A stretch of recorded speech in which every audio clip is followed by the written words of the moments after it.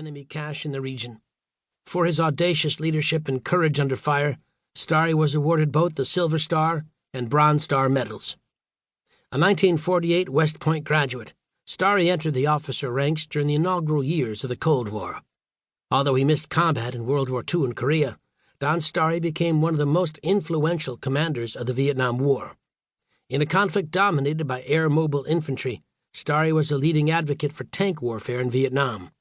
As a member of the Mechanized and Armored Combat Operations in Vietnam, MACOF Study Group, his recommendations helped shape the contours for the use of American armor in Southeast Asia. Following his tour of duty in Vietnam, Starry took command of the U.S. 5 Corps, forward stationed in West Germany. At the time, the U.S. Army had shifted its doctrinal focus away from counterinsurgency and back towards the conventional defense of Western Europe. However, Starry noticed that the current doctrine for defending Europe, a plan known as active defense, was fundamentally flawed. In response, he created a new doctrine known as air-land battle, which emphasized small unit initiative, synchronization of air-ground assets, and striking at the enemy's rear echelons before he had a chance to mobilize them. Codified in the 1982 edition of Field Manual, FM 100-5 Operations, air-land battle paved the way for the U.S. Army's decisive victory during Operation Desert Storm. Starry retired as a 4-star general in 1983. Like most battlefield commanders from the Vietnam era, Starry's legacy is often overshadowed by the controversy of the war itself and the turmoil of the immediate post-war army. However, with the development of air-land battle, it is hard to imagine anyone who has had a greater impact on modern maneuver warfare. The idea for Crusader began in the summer of 2010 when I was a young armor officer in the U.S. Army. Starry remains highly revered within the armor community, and I learned much about him during my time at the Armor Officer Basic Course.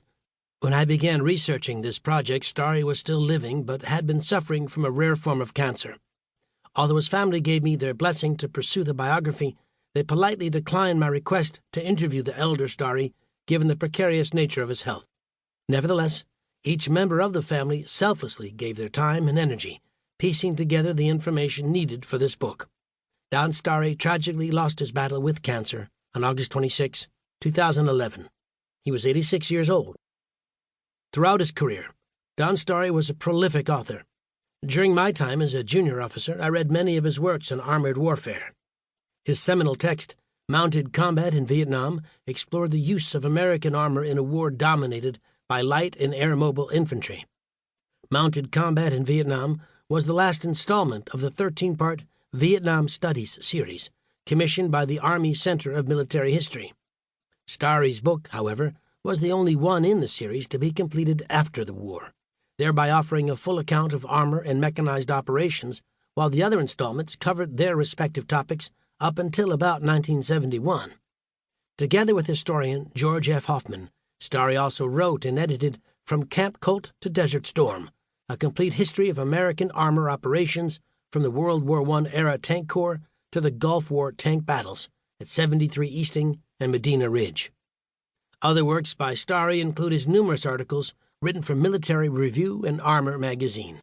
However, the best primary resources for this book were the Donn A. Starry Papers and the Donn Starry Photo Collection, both located at the Military History Institute's MHI archives in Carlisle Barracks, Pennsylvania.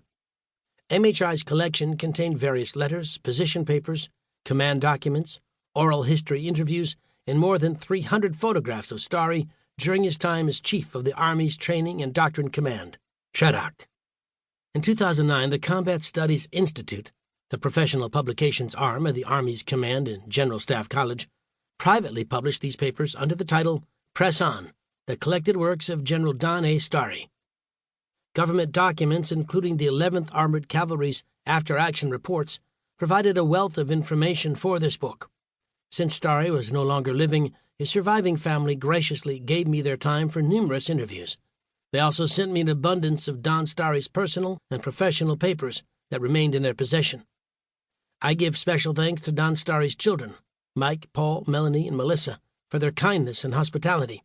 Without their collective help, this book may never have been written. I would also like to thank the courteous and attentive staff at the Military History Institute, the CHADOC Archives, and the Copyright Clearance Center.